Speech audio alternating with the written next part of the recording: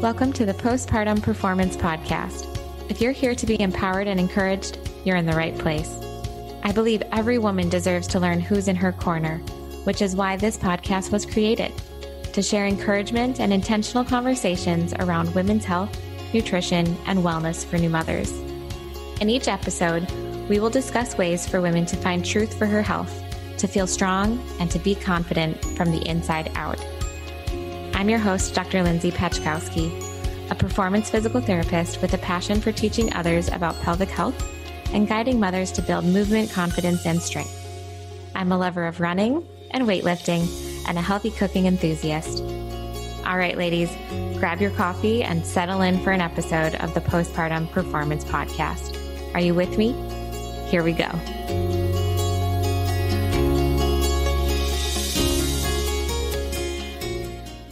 Hey ladies, welcome back to the Postpartum Performance Podcast. Today we are in for a treat.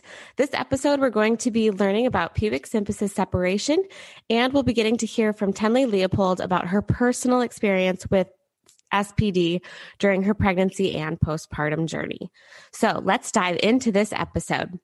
We're going to start with a big picture view talking about SPD, pubic symphysis separation, as well as common symptoms and what to do about your symptoms before we interview Tenley. The incidence of diagnosed SPD is 1 in 300 pregnancies, though some people think that it's about 20% of all pregnant women will experience some form of SPD. They're not always diagnosed. And many times these symptoms begin during pregnancy and they tend to resolve quickly after birth, but that's not always the case. If you have pubic bone pain and it doesn't go away and your doctor tells you that you have pubic symphysis separation after your delivery, there are things that you can do to treat those symptoms and to have reduce the pain, feel stronger, and feel more stable with that. So let's start with, what is even pubic symphysis separation? It's something that not a lot of people are talking about, but it is something that, like we said, people are experiencing. About 25% of women are experiencing this in their pregnancy. It's the widening of the pubic joint, which is right down at the base of the pelvis. It's kind of that connecting piece. And it's considered, when there's more than a 10 millimeter separation or widening, and it's considered a complication with vaginal childbirth or pregnancy. So if you put your hands on your hip bones, and then if you were to guide your hands all the way down, you can feel that kind of hard bone right down between the legs in the front. And that's your pubic symphysis. And so then the actual pubic bone, and then the pubic symphysis is that connecting piece between the right and the left part of your pelvis. So a very important piece that when there is that ligament laxity, there's going to be a little bit more give, but if it's a little bit more separating, that really makes a difference when you're transferring and moving different positions and moving around, because it's transferring the load from your upper body and lower body. And it can be uncomfortable because it's requiring other muscles to stabilize or do different things, and it can not be really comfortable. So we want to talk about what you can do during that. So where do we even begin? So during pregnancy, a big tip that I give for a lot of women is to actually shorten your steps when you're walking. If we're taking really big steps, that can provide more stress to the pubic symphysis, especially if you're feeling some of those symptoms. Just try even shortening your steps a little bit and see if that helps. Some other things you can consider are a belly band. And this one, you want to be mindful though, where you're placing the belly band. You want to place it lower at your hips versus higher. If you're placing it higher at your hips, it's going to help stabilize for your SI joint. But with more compression up at the top, it's going to basically put more of a opening stress down at the pubic symphysis. So be mindful of that when you're using any of the belly bands. You want to make sure that it's supporting you, so you can kind of play around with different positions, but in general, it's better if it's a little bit lower for pubic symphysis. So other strategies to try: diaphragmatic breathing. This is great for calming things down, but also where you're diaphragm and your core system and those deep ab muscles, that transverse abdominis. We want all of that working together and helping stabilize throughout your body. So you want that 360 breathing all the way around. And this is going to help with letting those muscles do the work that they're supposed to do and allow for better stability when you are doing different activities. So starting with that can also help just like relax those areas as you're experiencing any symptoms and to rest during those times. So doing like 3 to 5 minutes of diaphragmatic breathing a few times a day can be really helpful when you're doing the correct order of events of having that big expansion, 360 breathing all the way around the rib cage, through the belly. And then as you exhale, you're bringing awareness to those deeper core muscles and pelvic floor.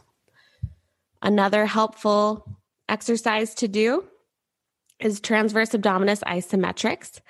This one, for some women, can be uncomfortable postpartum, so be mindful of that as well. You want to imagine that if you were putting on a tight pair of pants, when you're exhaling, you're bringing that belly in close to the spine like a corset. You want to be able to try to hold that muscle contraction for 3 to 5 seconds, ideally on that exhale. And that helps with getting that contraction to happen. Trying about 5 to 10 repetitions a few times a day. If you are very recently postpartum, this can be very challenging to get that connection with that TA. If you are still pregnant, think about hugging your belly or hugging your baby. That is a really helpful cue for the TA contraction for that. And with all of these things that we're talking about today, if you have questions, please reach out or reach out to a pelvic health PT. We'll be able to help you go more in depth because some of these cues work really well for some people and sometimes they don't. So we have other strategies that we can do, but these are great places to start.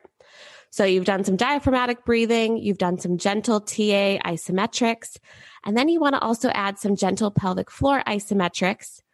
So contracting that pelvic floor, ideally on the exhale as well, like you're trying to stop the flow of urine or holding back gas. Or some people will think about if they're picking up a jelly bean with their vagina. So those are some cues that you can use for a gentle pelvic floor contraction. They're an isometric.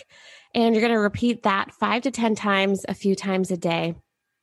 The minimum effective dose for Kegels or pelvic floor contractions is 30.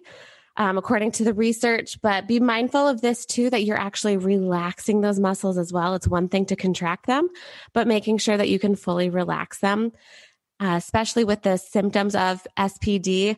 A lot of women will want to clench their pelvic floor or their abs or their glutes because they want to provide stability. But if they're not allowing those muscles to relax, they're actually doing a disservice to themselves in creating a better stable core and using that core for their more dynamically. And then the last exercise that you can try are just gentle glute isometrics. So squeeze in your butt a little bit, 3 to 5 seconds, 10 reps, and do that a few times a day as well. That's going to help just strengthening all of those muscles in that pelvis area, but making sure that you're doing it differently from the pelvic floor contractions because it's a different group of muscles. So those are just some general kind of places to start, especially right after childbirth. If your doctor does say that you had some pubic symphysis separation, this one's also just really helpful to do if you're having some symptoms during your pregnancy that's a little bit more intense on certain days. I would recommend at least starting with these and see how you do, and then you can always progress from there. So a good rule of thumb when you're doing different activities and different positions and you're starting to get symptoms, or if you want to reduce the symptoms or minimize the symptoms, if you feel like you're starting to develop some discomfort kind of at that front of the pelvis area, it can feel just like shifty or uncomfortable. Some women have kind of, it feels like a tearing or a wrenching pain. And it's more in the pubic area. And for some women, it can actually go to like upper thighs and into the pelvis a little bit more. But those are some common symptoms that people will describe for SPD. So when you are doing different activities, a great rule of thumb is to think about wearing a pencil skirt.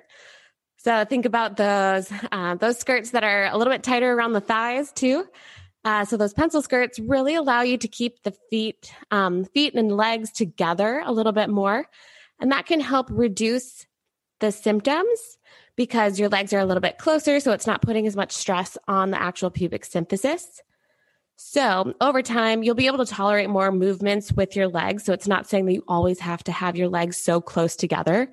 But when we're separating our knees, that can create some tension through the pubic symphysis, causing pain for some women. So over time, you'll be able to kind of bring your knees a little bit further, a little bit further, a little bit further as you're doing these activities, but only move as your pain allows or your symptoms allow. So an example would be when you are getting in and out of bed, you want to use the log roll technique, which in the show notes, I'll include a video of that. So you have that technique, but ideally this is great for if you have pubic symphysis, low back pain, if you're pregnant, if you have diastasis. It's just allowing for your spine to stay in a neutral position and then really not putting a lot of stress on those other areas.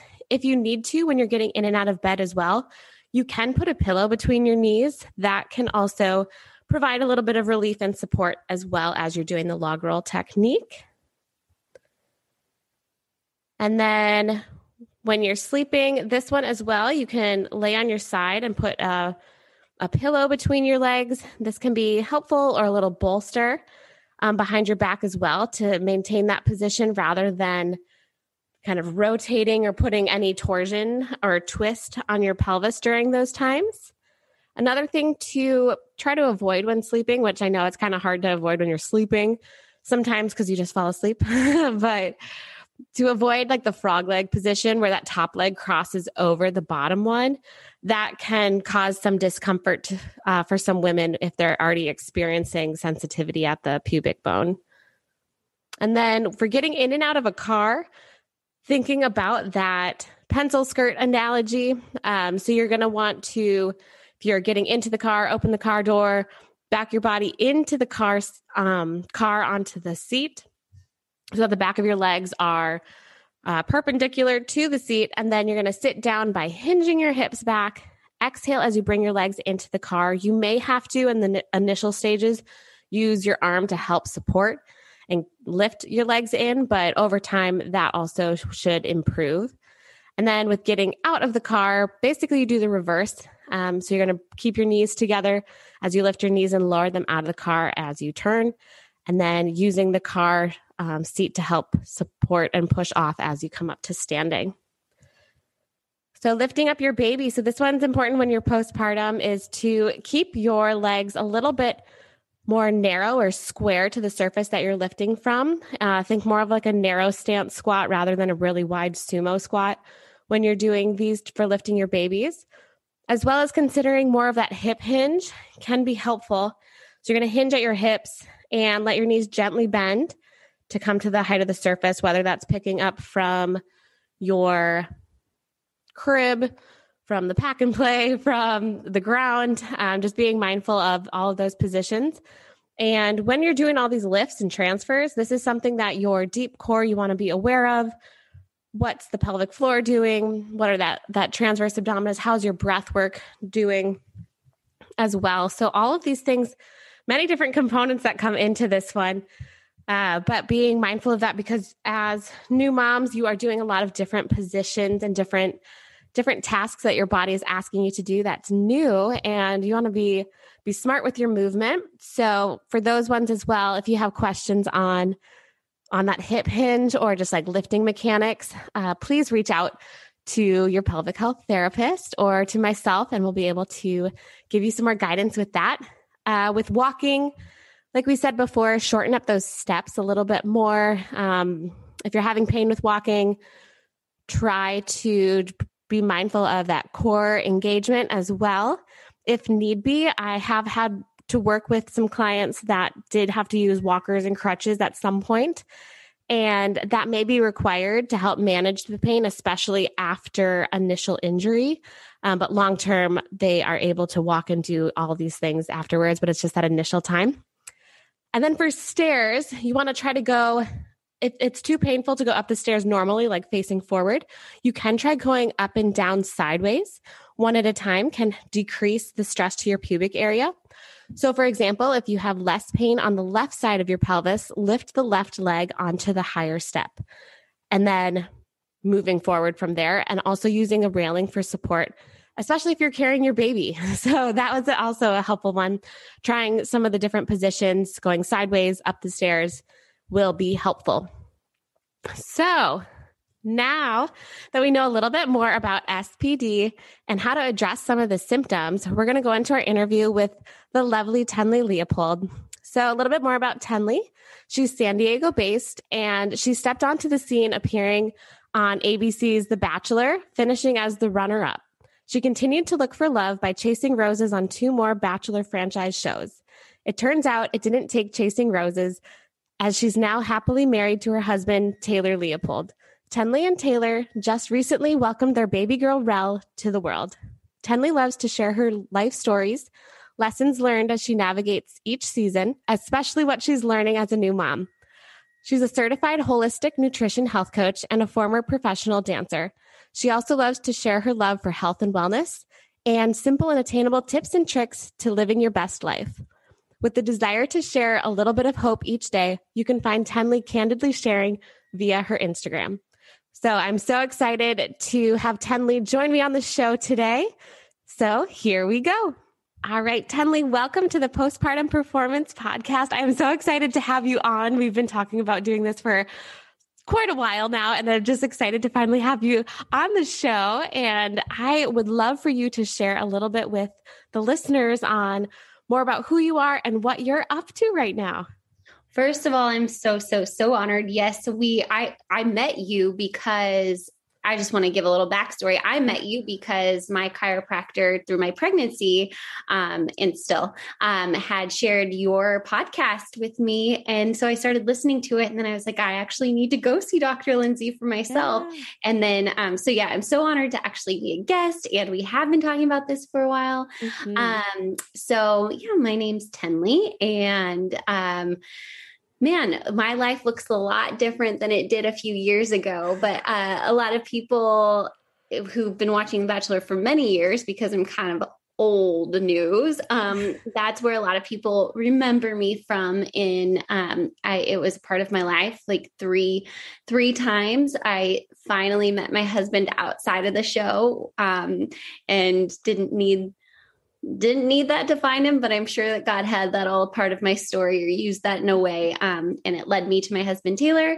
We live in Carlsbad, very close to you. Mm-hmm. And we have our first baby who is going to be 10 months very soon. And it's just flying by. Yeah. And so now I'm actually a holistic nutrition health coach. And I am currently still taking a long break from seeing clients.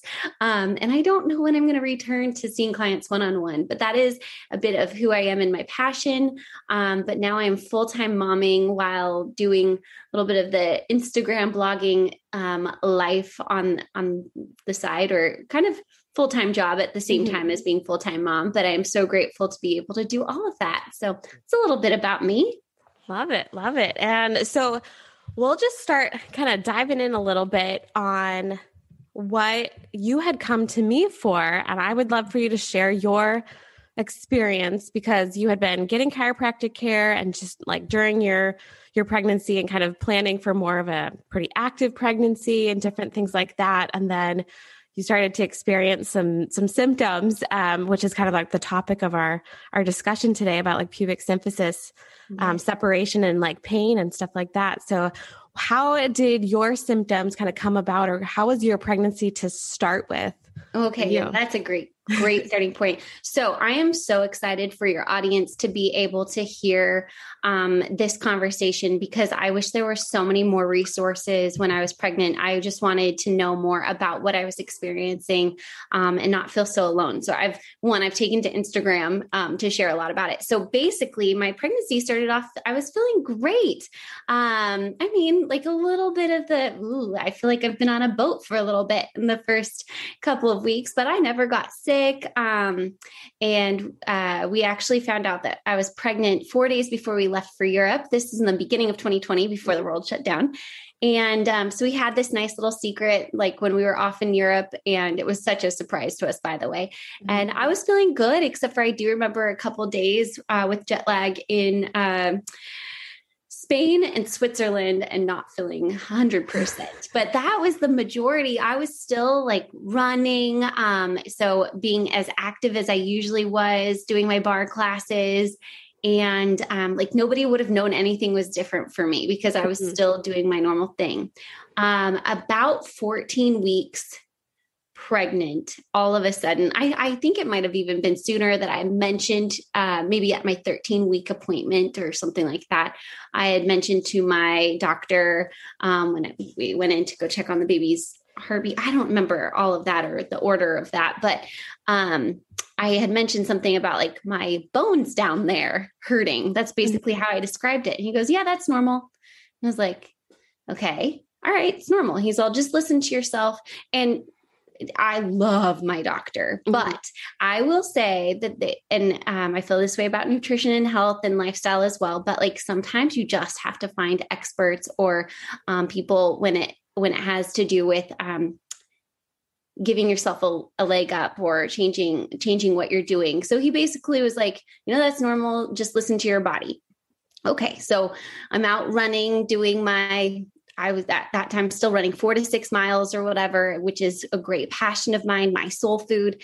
And all of a sudden I could barely even walk. And like, I remember getting 3 miles and turning back to go to my car. And I was basically hobbling all the way back to my car. And I was in tears. I remember waking up in the middle of the night, basically wanting to crawl to the bathroom. And I was in so much pain. I was like, I just didn't realize that this was actually like something that women in pregnancy actually experience. I thought something was wrong with my body, like I had pulled a muscle or done something wrong. And thankfully, somebody shared with me to go see a chiropractor, and I fell into great hands and great care, and somebody who specializes even in that season of life. And she helped me on a weekly. I started out like even seeing her twice a week. But what I wish, and I want to share with your listeners, is that I wish that I had come to see you during my pregnancy as well. I wish that I had added that to my weekly. I didn't realize. I just was looking for anything, and at the moment that was keeping me out of a wheelchair. So my symptoms, basically a very, very extreme pain. It's so hard to describe, down in my pubic bones, or like, I'm just going to be as narrative as possible for women who are trying to understand, or anybody's trying to understand, like basically what I would describe as my vagina bones. Like, you guys, pubic bones, I didn't really realize where, what, however, like, I just don't know that part of anatomy as well as we as women probably should, or as well as you do, because you're a doctor of that area. But I just felt like they were breaking, and basically made like laying even on my side, which is recommended in pregnancy, to be laying on, I think, prominently, or like your left side, I think it was. Yeah, usually, but yeah. And even with a pillow, I bought all the pillows. I basically would build myself a fortress as I would sleep or try to sleep at night. But I couldn't walk. I couldn't sit. I could not sit at my desk. So I wasn't getting anything done. I couldn't stand for very long. So just like, I don't even know how those days or weeks even got by, how I did anything. I just don't know. I didn't get much work done. It was really hard for me to see my nutrition clients at the time, because sitting still or being focused, I sat on a ball a lot. But yeah, the ache. And then I also have, from being a dancer back in the day, I have some dance injuries in my hips. And I'm guessing that has not helped in the stability of what was going on. So anyways, symptoms were, my hips ached, my bones down there ached. I could barely sit, stand, sleep, lay. I was not comfortable. I did not spend my pregnancy laying on the couch. Like, I would have loved to have rested and just watched some movies when I was feeling tired. Yeah. And I would sleep maybe 2 hours a night on a good night. So my wish is that a whole bunch of women will feel empowered or know that this is normal, but doesn't have to stay this way. And they'll go and see pelvic floor therapists sooner than later, get the right chiropractic help and care, and know that they don't have to go through their whole pregnancy feeling that way. And I felt like with the help of Dr. Anna, my chiropractor, like I was able to stay ahead of, like I shared when I started telling my story, is a lot of women I've heard have ended up wheelchair bound because it is that excruciating and debilitating. But anyways, it took away from my what I thought would be an active pregnancy, stepping forward, stepping back. So lunges were out of the question, anything kicking back or kicking forward. So there was very limited, ways to have that active and healthy pregnancy that I had desired. So anyways, that's a long-winded description. And I'm just I hope we can learn a little bit more. Yeah, absolutely. Well, and it's great to hear like other people's experiences. And we were talking beforehand. So I'm 30 weeks pregnant now, and and I had the other day jumped off a boat, not really like silly thing to do, but jumped off a boat, and my legs, I spread them apart farther than I was expecting to. And getting back on the boat, I felt a little like, oh, this doesn't feel awesome. And I'm concerned that like because of that ligament laxity and just positioning of where those are, like where our bones are and how we're stabilizing and different things, I was getting some mild symptoms of some like pubic symphysis, like dysfunction, and like just, it didn't feel good. And so that alone, I was like, okay, so even just like little moments like that, let alone like for you, it was like constant, at some point, but being mindful of positions. So different tips and things that we talk about is like modifying, whether that's stepping a little bit shorter, so not jumping off boats with like a big like leap, and just like shortening that stance. So avoiding some of those like lunges and the things like that you had to stop doing, but trying to find ways to like narrow your stance and do different stabilizing stuff can be helpful. But it's person dependent though. Cause again, for some people it's pretty consistent and constant with pretty much any activity that they're doing. And some people it's like, oh, only when I turn in bed and get out of the car, or, like certain things. And so being aware of that too, that you might be experiencing some of these symptoms in maybe more or less of the intensity, but being mindful of kind of how you're addressing that as well is really important. Yeah, I will say I'm so glad you're okay. I'm so glad you're not having less. Oh my gosh. Yeah. Oops. But at least some exercises. I will say again, I really truly do think that I was as uncomfortable as I was, and I would have loved to have solved it and fixed it completely. I do think that staying as much ahead of it as I possibly could, getting that chiropractic care to help with those, like you were saying, like all the laxity, how do you say that word? Yeah. And like the elasticness of my body wanting to move with the hormones and everything, preparing for baby to make its arrival, like being able to have that chiropractic care. But like I said, I will stress again, I wish I had started to come see you through my pregnancy before, because the postpartum stage was hard as well. It was very discouraging. When I met you, I was still very discouraged. I was like, I've had my baby. I want this to go away. Yeah. So anyways, it's just a wild thing. So if anybody's listening out there, I just really just want to stress, like, get care. And it does feel expensive. I'm going to be honest. It feels expensive taking care of yourself, and some insurance can take care of that. I just really don't want any mama to be held back. If that is something that's intimidating, if you can make it happen somehow, it's going to help you. That's all I have to say on that. Absolutely. And pubic symphysis separation or dysfunction is something that can happen during pregnancy and postpartum. So for some women during pregnancy, it's pretty prominent because baby's there. There's a little bit more added weight to that part of the pelvis, and just there's a lot more things changing and shifting and growing. And then for some people, it's after more like labor delivery that they have some dysfunction depending on the size of the baby or how their birth experience was.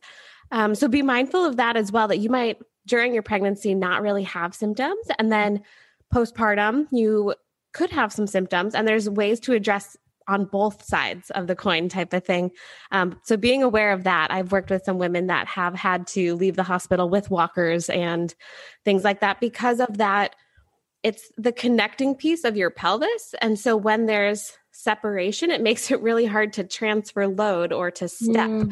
And so that can cause a lot of discomfort, dysfunction, and things like that. But to know that there are ways to treat it, that even if your doctor's like, oh yeah, it'll go away, or give it a few weeks and you'll be fine.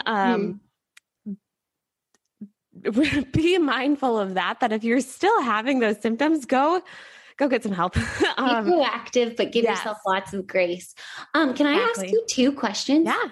Well, if I can remember the second one. The first one is so because you kind of started talking about the, weight of baby, and then we've also talked about hormones, but basically what exactly causes this I call it SPD. I know that there's several different formats of this diagnosis, let's say.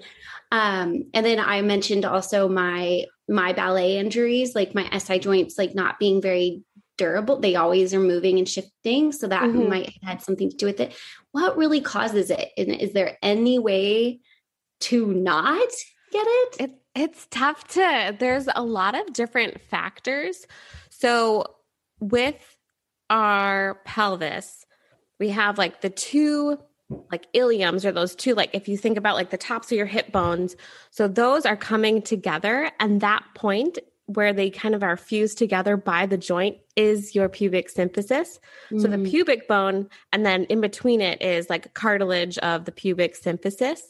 So that area, it's a widening of that spot. So during pregnancy, there is going to be that natural laxity that we were talking about. So that can cause, just with hormones, that in addition to, so then your sacrum or your tailbone is on the backside. So it kind of makes this bowl pelvis shape, or for our pelvis. And so if there's any laxity or past history of some of those things, that things aren't as stable as we would like them to be going into it, can contribute. It depends on where the baby is sitting, where your uterus is, where even posture, that if we're leaning a little bit forward, that's going to put a little bit of pressure there, versus tipping all the way back. But it's a lot of kind of contributing factors that can lead to some of the symptoms and what you're doing day to day, that for some people, and it's so person dependent and pregnancy dependent, because for some people, their first pregnancy, they're fine. Or their first pregnancy, it's holy cow, what just happened? And then second pregnancy, no issues. So it's really, really, I'm praying for you for that. It's really tough to pinpoint, it's totally this or it's totally that. But also for some women, it's more on the postpartum during after childbirth, that things have to expand, and more naturally our bones are created to kind of shift and allow for baby to exit for a vaginal birth.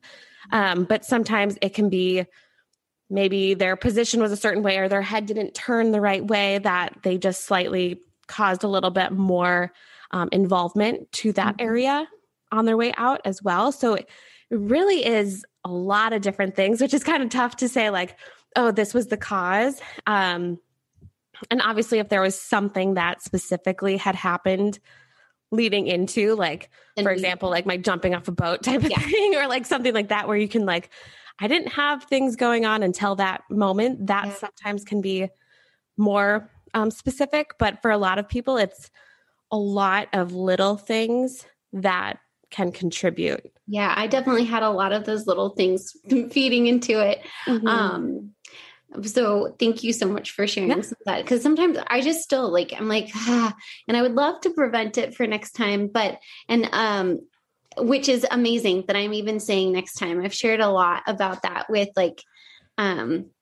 people is that somehow God is totally like restored even just like my memories of pregnancy. It was so hard. I mean, I'm sharing with you how I don't know how I was existing as a human, but I look at pictures and I'm like, oh, it was such a special time. It's so beautiful. Like, I'm so happy for you right now, like in your pregnancy bliss, and just like how magical it is. It's like seriously like such a miracle. And now holding this baby that I have, my baby girl, like, and just thinking of like, I would do this again. Like, thank you, God, for restoring and redeeming that, like that area in my heart. But at the same time, it terrifies me too, because now when I'm pregnant again someday, if that happens, then I'm not just going to be able to just be me. It will be me and my babe. Hopefully Rel will be old enough by the time we have a second. But yeah, it's scary. But I do want to share with people that it didn't traumatize me that much, that because a lot of people are asked like, will you have it again? Will you be able to get pregnant again? But that's all a whole different story. Like, Yeah. you know? And I don't know if I'll have it again. And then a lot of people also asked, which you were sharing a lot about, like, when I was pregnant and sharing that I had it, people asked, will I be able to deliver vaginally? Would my doctor introduce any, like, recommend going C-section? But my doctor actually is very, very modest about C-sections. I'm grateful for that. He didn't even, I continued to keep him posted with, I'm in so much pain. And he was like, sorry, but like, he was like, he was not phased. His job was still to get that baby out healthy, and keep me healthy. And I did not have a problem with a vaginal delivery. He never ever said, hey, because of this, we should entertain C-section. So I don't know if there's something that's like, you hear a lot about doctors actually encouraging women to have C-sections with this, or. And it depends. I feel like it depends on the doctor for sure.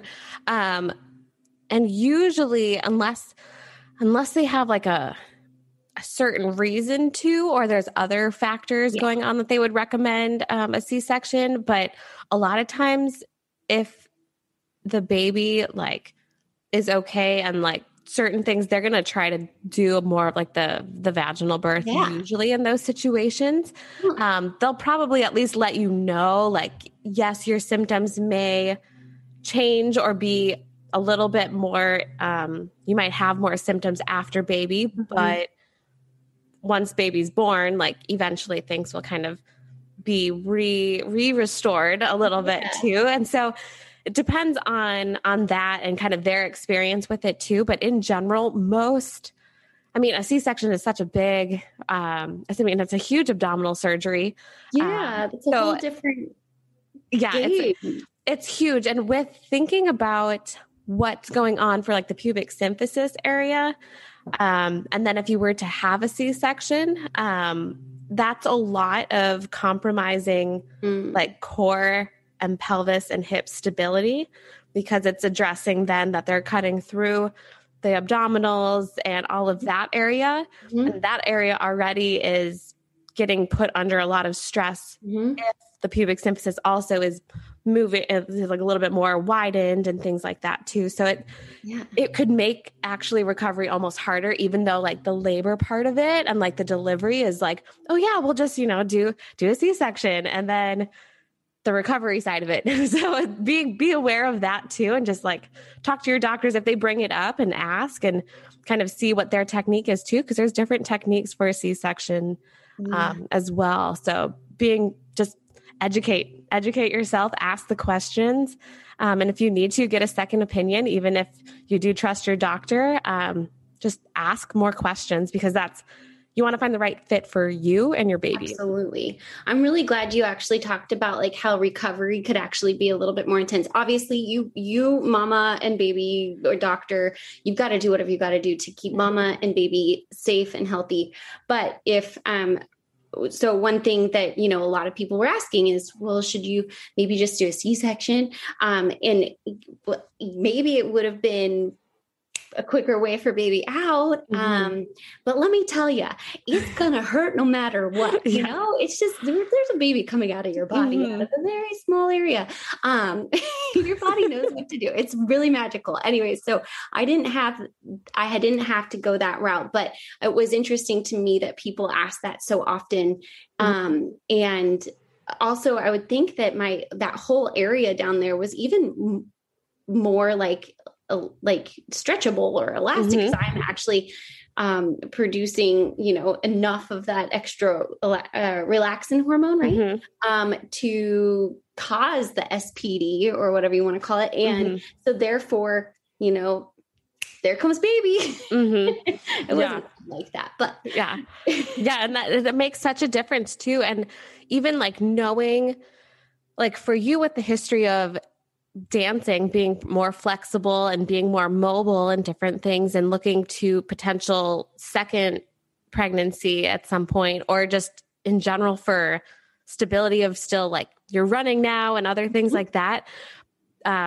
Thinking more on like, okay, what can I do now to strengthen and stabilize, regardless of having another pregnancy or not? Thinking long-term, okay, if I can do some of these stability and stabilizing things, because for some women, they're just naturally more mobile and more like bendy. And whether that's from training from a certain sport or activity, or if that's just like genetically, that there are some people that are just like, I'm super like double jointed and I'm super bendy. And so in those situations, if you already know that you are like that, or if someone's ever told you that, to strengthen and stabilize as much as you can prior to, that's going to help, because the hormones are going to happen regardless. Like your body needs those to build your baby, you know, and have baby grow, and all of that stuff is naturally going to be happening. But if you're able to do that and start kind of pre-having and like preparing for that pregnancy, or just preparing for an active lifestyle again, that can really help kind of combat that as well. Awesome. That's really helpful. I kind of wish that I had done a little bit more like reformer Pilates, or even like the type of PT that you helped me with and stuff like that. I wish that I had done more of that before I got pregnant, and definitely before we try for number 2. Hopefully I can get ahead of that. Yeah. That's always my rule of thumb for people. If they're looking to have, if I'm working with them during their first pregnancy, is that you can basically train for the next pregnancy, you know, and being able to prepare your body for pregnancy number 2 is really important, because it takes a lot. And rather than thinking of like, oh, well, if I have another kid, then I'll take care of myself after that next pregnancy, which doesn't always help, because it's you need to prepare for like and strengthen yourself. But I know so many women like that, because they just think, well, I might as well repair it all later on. But if it sounds like you are encouraging what I would say too. If you can do whatever you can to continue to keep yourself healthy, you're just going to feel better as an all around, just taking care of yourself. But if you can kind of rehab to prehab, exactly. Sounds right.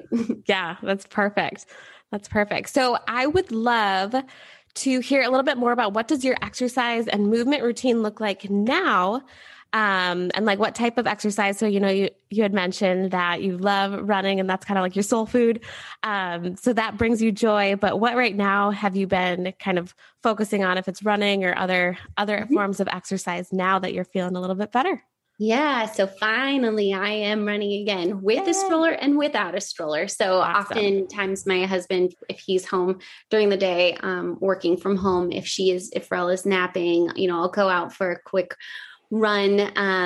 And feels so good. That's when I go aim for like more of a 5-mile run. I've only done, I mentioned that before, I was pregnant, I was running like 4 to 6 miles a day. Well, I'm averaging now 4 to 5, which is amazing. After postpartum. And, you know, I find myself taking deep breaths down into that pelvic floor, like you taught me.